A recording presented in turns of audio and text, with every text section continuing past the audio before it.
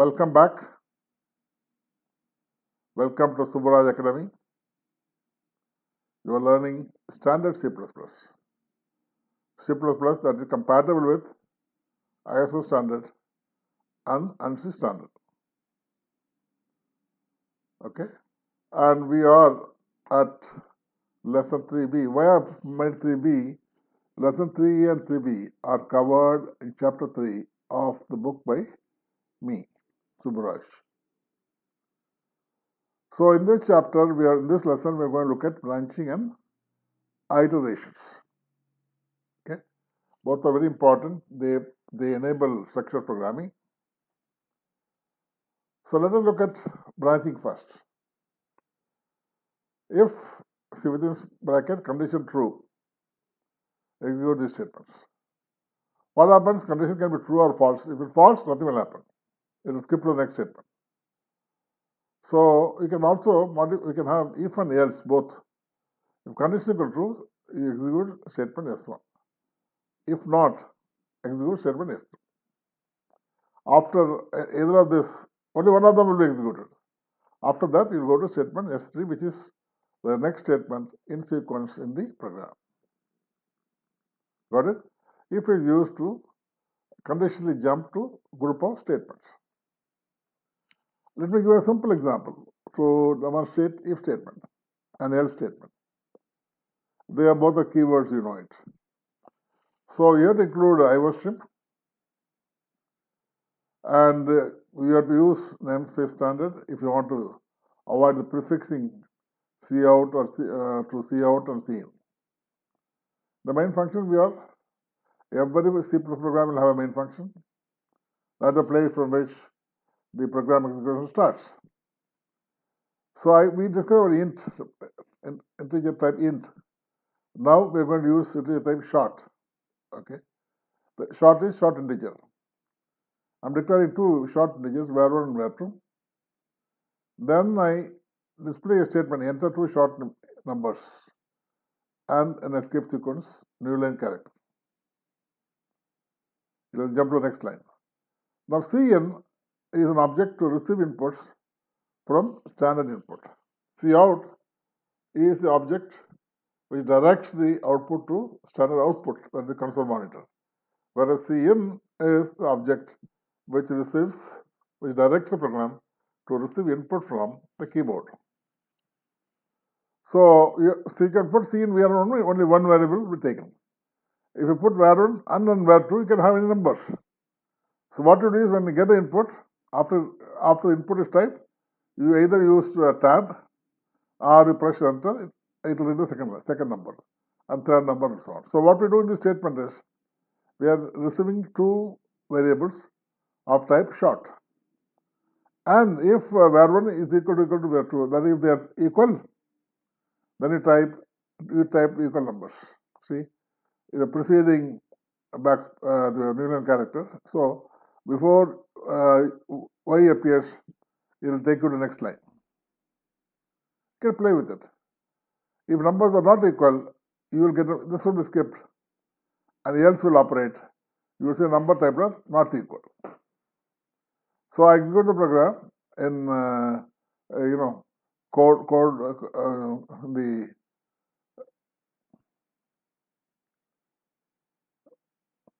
code blocks. I introduce and I execute the statement in code block. You can also introduce it in Microsoft Visual Studio. So it asked me enter two short numbers. I gave unequal numbers. So correctly I got the result numbers typed are not equal. So the blue, whatever is in blue, the result of the program, and the black one is the program. Got it? I hope you understood. If var1 equal to var2, this statement will be executed. That is the first statement will be executed. If not, we'll go to else block and the second statement will be executed. Simple. So we only checked only one. We checked in 2-3 lines, if and else and all that. All that can be combined in one line by using what is known as ternary operator. It operates on 3 operands. So syntax for condition of ternary operator is condition. Give the condition here. You have a question mark, statement 1, colon, statement 2, semicolon. Watch the syntax very carefully, because any syntax variation, the program will execute. Give the condition, then first statement and second, or action and second action. Let us take an example and see. So this is the comment, single line, this slash star, and you can type as many lines as you want, then end it with star and slash. This is a multi-line comment. You can have multi-line comments. Earlier I introduced to you double slash, where you can type comments only one line. Comments are for your information. They are not to be executed. Okay. So here, this way you can exceed a line of comment. So I include IOStream and using namespace std via the main function. So I'm introducing you another float means you after typing number you have to put f suffix. Double you don't have to do that. Double var1 var2. So I'm declaring two variables var1 and var2 of type double. What is double? Double precision. Basically it occupies more space than float, but it's convenient for the programmer and user. So cout, give the message in the console monitor, enter two real numbers and jump to the next line, /n, jump to the next line. Then you get both the inputs given by the user, var1 and var2. They are both assigned to the object cin. Cin and cout are objects. Okay, now this is the condition. String s1 is equal to var1 equal to var2. This whole thing is the condition, and followed by question mark. And in the first result is equal, and the second result unequal, and you see the semicolon here. Recall this condition, then statement 1, statement 2. The statement 1 is equal and statement 2 is unequal. Cout, so value of string s1 is s1. What is s1? S1 is the result of outcome of this line, this statement. When it is executed, you are asked to enter two variables, var1 and var2, of type double. So if they are equal, if var1 equal to var2, you will get output is equal. If they are not equal, then you will get unequal. Okay, there is no other statement after this. So it says enter two real numbers. It asked me to enter two real numbers. I entered equal numbers. So the output was value of string is s1, value of string s1 equal to equal. Equal is the outcome of the ternary operator. So ternary operator is convenient to make shorter programs. Either way, you can implement the branching. Now we go to iteration. In the iteration, there are three keywords are used for iteration. Iteration means repeatedly carrying out an operation until some conditions are fulfilled. What are the constructs? While, for, and do while. So three of them. Let us start with for, it's easier. The for statement, statement is meant for easy implementation. Okay, the syntax is for, the keyword, in the bracket exp1, expression 1, semicolon, expression 2, semicolon, and expression 3, no semicolon. And it is followed by, within braces, statements.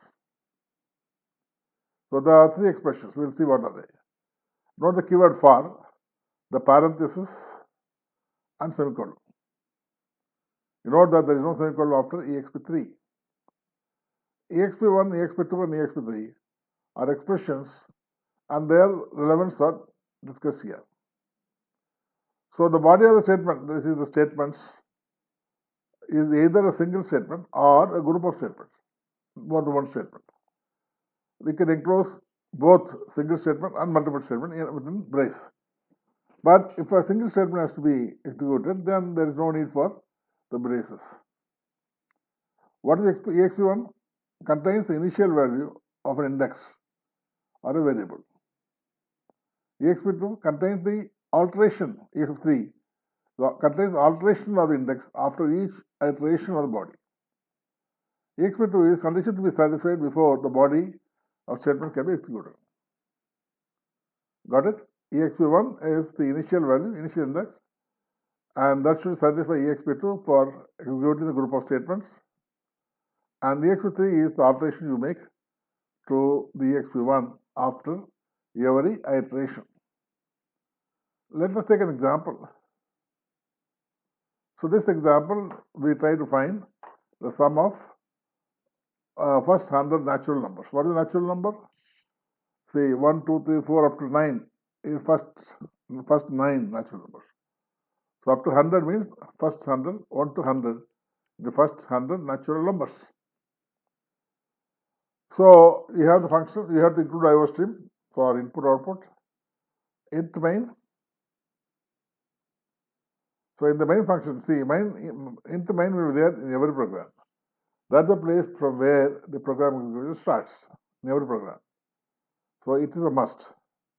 So initially count to 0, sum to 0.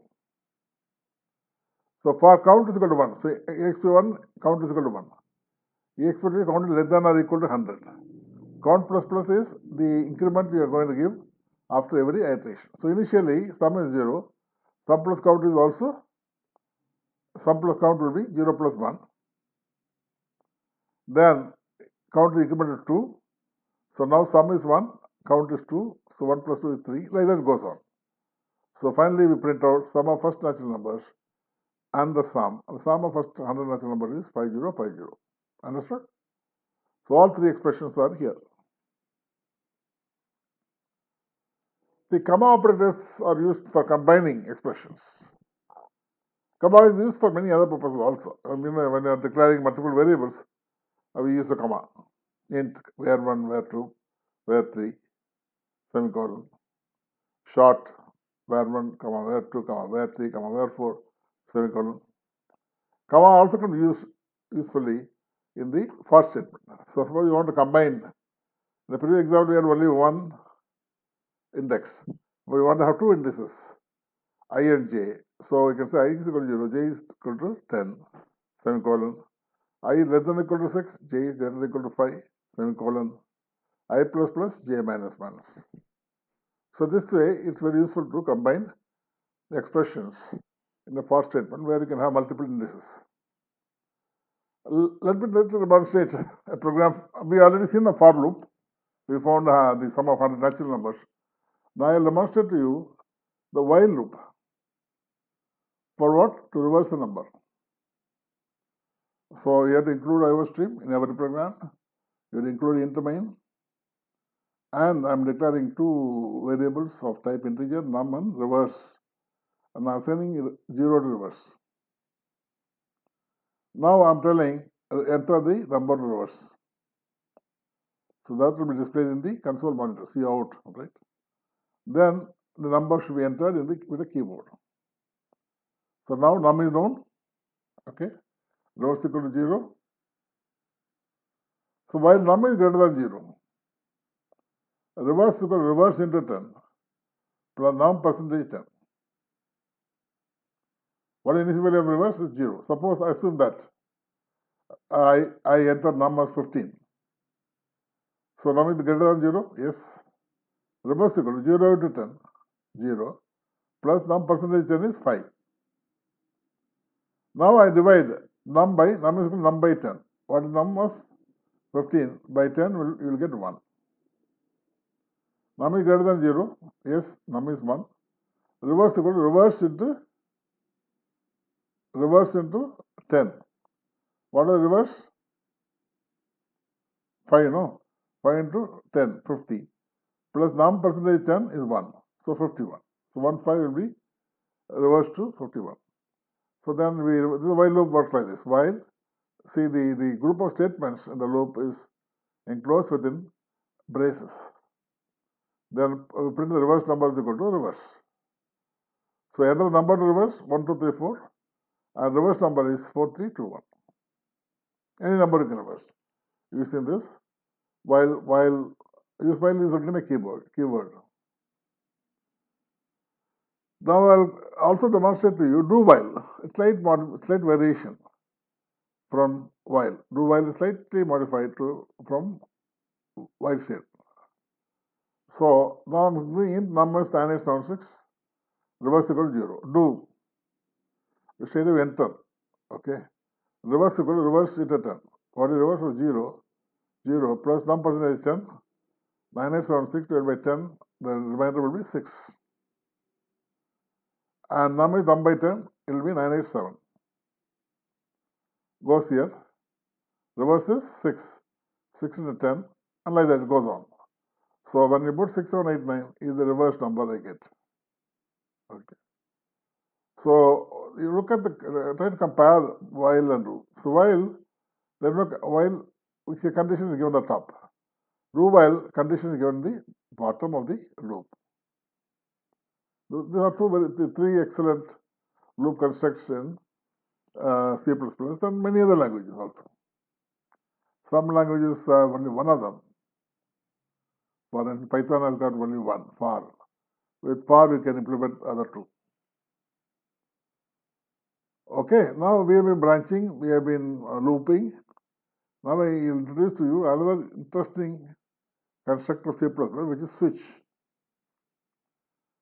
Switch is again a keyword. So switch is followed by integer expression. It should be integer, not float. It can be character, no problem. Case, keyword, case constant or expression is statements. Like that, we have multiple choices. And default is you have a statement. So the program will make it easier. So I'm going to demonstrate switch to print values of a number in words. As usual, I include IOStream. I using namespace std, the main function in num. So enter number between 0 to 9. So we receive the number type in keyboard and assign it to num. Case 0, what is the switch num? If the number type is 0, it will say 0. Suppose number type is 4, so this case will not match. This case will not match. See in num, the num switch the number. Whatever number, it will try to match with the case that is equal to the num. Got it? If I type true, for instance, when I in the keyboard, I will get 2. It will match with 2. So program continues the next slide. So case 5, 6, 7, 8, 9, up to 9. Suppose it doesn't match any of them. The default, you write illegal character. Suppose you type instead some character or some punctuation mark. So this is straight away the default will be activated and you will get the printout illegal character. Note another thing, you are using break everywhere. Suppose if the break is not there, then it will stop it. Suppose, for example, you say number is equal to 1. So it won't match. So it will match here. It will 1. If break is not there, it will print all other things. That's why we have to break it after every case. Break is a keyword again. And it immediately it comes out of the, it helps you to come out of the iteration, the loop. It helps you to come out of the iteration instantly. So you have to include break, and you should also include default to take care of any mistakes in entering the number. Got it? This source is the multi-way branching. Switch is multi-way branching. Here we are branching 10 different ways. But whereas in the case of ternary operator or if else, we are only branching 2 ways. Got it? So I typed 8. So I got the answer print out 8. Okay, we have seen, I have introduced to you the branching concepts, if and else, ternary operator, and the iteration concepts for while, do while, and also multi-way switching, that is switch. Switch has been followed by an integer constant. You can't type anything else. Finally, I give a case study on binary search. Say, let us here IOStream is there, namespace standard to do. Look at the double array. So this is the array 10.5, 21.0, etc., etc. after this. So we want to find out whether the key, the number, is in the list or not. the array or not. So you search. There are many ways of searching, linear search, binary search, and so on. There are many such algorithms. But here I will show you a binary search. I will explain also to you how it works. So I have to left initialize to 0, mid initialize to 0, right is equal to 5. Why 5? 0, 1, 2, 3, 4, 5. Okay, the 5 is equal to the end point of the array. Suppose there are 10 elements, it will be 9. So double key, the key is the item you are going to search in the array. It's going to be double because I'm using all the array is also double array and the key is also double array. So look at the array. Double array, opening brace and closing, opening bracket, square bracket and closing bracket, nothing else. Equal to, then we have a opening brace, closing brace. So this is one way of initializing arrays. You don't have to say 5 elements and all, or 6 elements, 2, 4, 6. You don't have to say that. Have a simple empty opening and closing brace and have this array, and that's how you initialize it. And double, the key is double of type double. Initially, see, I'm using as the bool also. Bool, found is equal to false. Initialize bool to found false. So now I'm saying enter the key to be searched and get the key. So what all the initialization we do? Left is equal to 0, mid is equal to 0, right is equal to 5, and we get the key. And initially we are saying found is equal to false. Now come the while loop. While left is less than or equal to right. Logical operation, and then found is equal to false. So you do this till you find it. So mid is equal to left plus right by 2. If array mid is equal to the key, found is equal to true. Else, if array mid is less than key, left is equal to mid plus 1. If array is else, right is equal to mid minus 1. So I explained to you what it is. And if I explain this all, then we go there. If found is equal to true, then it will become true. If it is found, we are going to say true. If found is equal to true, then we say found key. And if found never becomes true, it remains false, which we did in the initial stage.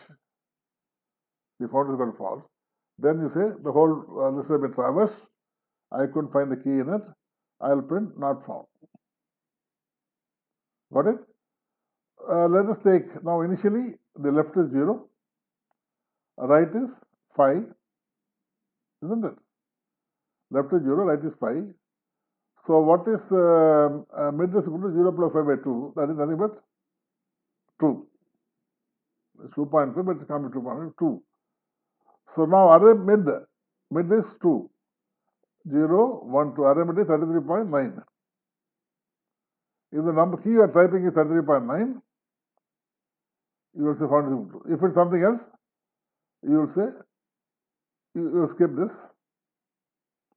You will not skip it. If it's something else, suppose I want to type 123.0. I type the key as 123.0. So mid is 33.9. So it's not matching. So my key is in another position. So else, if array mid is less than key, array mid is what? 33.9. Is it less than key? Yes. My key is 123.0. It's less than key. So I put left is equal to mid plus 1. What is mid? 2. 2 plus 1, 3. Let me continue this. Now mid is 3 and right is 5. So mid will be now 3 plus 5 by 2, that is 4. What is array 4? 0, 1, 2, 3, 4. Yes, we got it. We have found it. So your print is found. Got it? So this is called binary search. It requires lesser number of operations. Linear search, the number of operations will be n operations. In the binary search, the number of operations will be log n. So what I did was, I searched for 123. Enter key to search 25. It was not found. I got the answer, not found.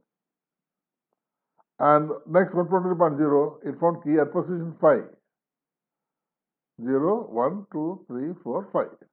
No, 1, 2, 3, 4, 5. Because no, although computer starts with 0, but for us, since we know mathematics, we call this first, second, third, fourth. So it will tell you the position and it is found when it is found. When it is not found, it will say it is not found. Got it? You try it again and again, you will be able to understand this. It's one of the very good algorithms to learn computer science, I would say. Okay, this is the result of the program. Basically, this is the result of the program.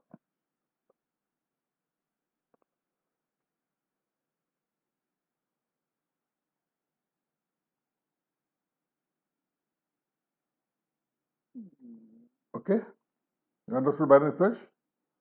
So in this lesson, we learnt branching, iterations, and then switch. Okay, branching, iteration, and switch, isn't it? And also I gave a case study on binary search. Hope you understood it. That's all for now. Until we meet again. Bye bye.